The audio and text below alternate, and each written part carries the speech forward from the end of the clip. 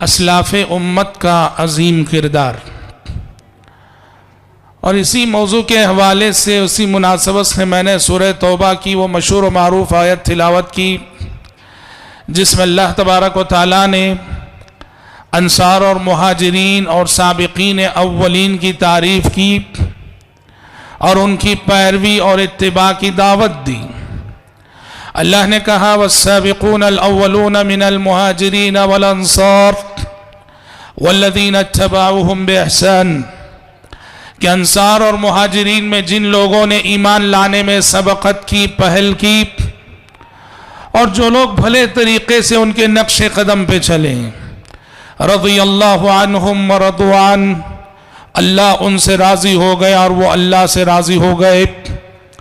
व अअद्द लहुम जन्नातिन तजरी तहतहल अनहारु खालिदीन फीहा अबदा, और अल्लाह ने उनके लिए ऐसी जन्नतें तैयार कर रखी हैं जिनके नीचे से नहरें बहती होंगी और जिनमें वो हमेशा हमेशा के लिए रहेंगे। ज़ालिकल फौज़ुल अज़ीम, और यही बहुत बड़ी कामयाबी है।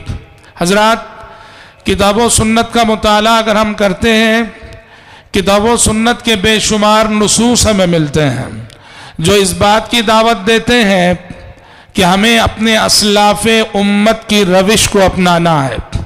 सहाबा, ताबईन, तबे ताबईन, इन्हें अपने लिए ज़िंदगी में नमूना बनाना है, इन्हें आइडियल बनाकर ज़िंदगी गुजारना है। दसियों नुसूस इस माने में किताब व सुन्नत में हमें मिलते हैं।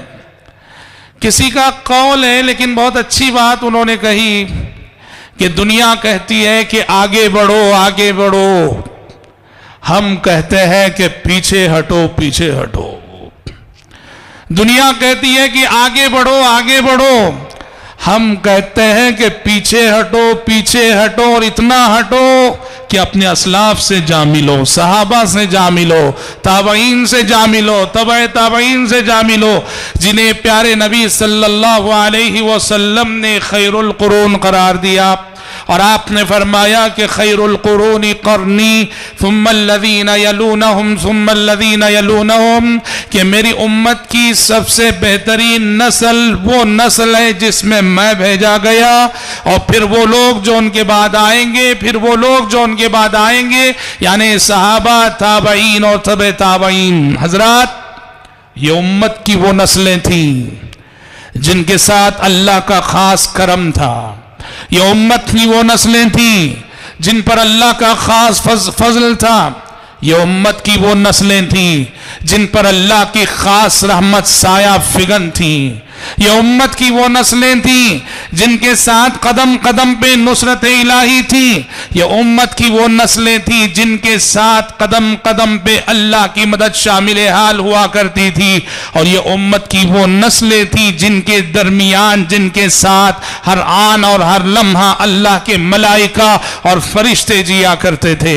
सही मुस्लिम की हदीस है, प्यारे नबी सल्लल्लाहु अलैहि वसल्लम ने फरमाया, मुसलमानों की एक फौज दुश्मन से लड़ने के लिए जाएगी तो फौज वाले कहेंगे, देखो हल फीकुम मन साहिब रसूलुल्लाह सल्लल्लाहु अलैहि वसल्लम, तुम्हारे दरमियान तुम्हारी सफों में सहाबा हैं क्या? देखा जाएगा, सहाबा मौजूद रहेंगे तो अल्लाह की मदद आएगी और वह मारका मुसलमान जीत जाएंगे। प्यारे नबी ने फरमाया, एक दूसरी फौज दुश्मन पर हमला करेगी और वहां फिर कहा जाएगा, हल देखोगे हल फीकुम मन साहिब रसूलुल्लाह सल्लल्लाहु अलैहि वसल्लम, देखो कि तुम्हारी सफों में ताबईन मौजूद हैं क्या? देखा जाएगा, सफों में ताबईन मौजूद होंगे, मारका मुसलमान जीत जाएंगे। प्यारे नबी ने फरमाया, एक तीसरी फौज दुश्मन के से लड़ने के लिए जाएगी, कहा जाएगा कि देखो तुम्हारी सफों में तबे ताबईन में से कोई है क्या? देखा जाएगा, तबे ताबईन मौजूद होंगे, अल्लाह की नुसरत आएगी और मारका मुसलमान जीत जाएंगे। सही मुस्लिम की हदीस है। यह हदीस बताती है कि सहाबा, ताबईन, तबे ताबईन, ये 3 नस्लें ऐसी थी और इन नस्लों से ताल्लुक रखने वाले एक एक फर्द का ईमान और तकवा ऐसा था, वो जहां होते थे वहां आसमान से रहमत इलाही का नुज़ूल होता था, वो जहां होते थे ताईद इलाही का नुज़ूल होता था, वो जहां होते थे नुसरत इलाही का नुज़ूल होता था, वो जहां होते थे अल्लाह के फरिश्ते और अल्लाह के मलाइका का नुज़ूल होता था। हजरात, सवाल ये है, ये ताईद, ये नुसरत, ये फजल इलाही, ये अल्लाह का करम उनके शामिल हाल क्यों रहा? इसलिए रहा कि उन्होंने इस धरती पर, इस जमीन पर वो किरदार पेश किया, वो अखलाक पेश किए कि उन जैसा किरदार आज या तो जमीन पे पाया नहीं जाता, या फिर पाया जाता है तो खाल खाल कहीं पाया जाता है। आज मेरी तकरीर का असल मौजू यही है।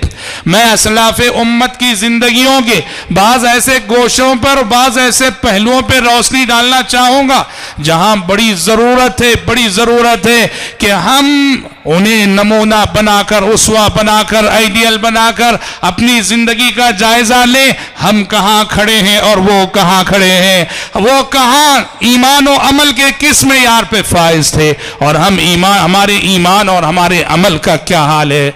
हजरात, सबसे पहली चीज जो अगर आप इन 3 नस्लों को देखते हैं तो समझ में आती है, वो ये है, इन नस्लों की पहली खुसूसियत ये थी कि ईमान की जो ताकत, ईमान की जो कुव्वत उस दौर में देखी गई, उसके बाद आज तक कभी ईमान की वो ताकत, ईमान का वो नूर, ईमान का वो मेयार, ईमान की वो क्वालिटी आज तक नहीं देखी गई। सहाबा के जमाने में, ताबईन के जमाने में, तबे ताबईन के जमाने में दिलों में जो ईमान था, जिस मजबूती का ईमान था, जिस कुव्वत वाला ईमान था, ईमान की जो ताकत दिलों में पाई जाती थी, उन नस्लों के बाद वैसा ईमान फिर कभी पाया नहीं गया।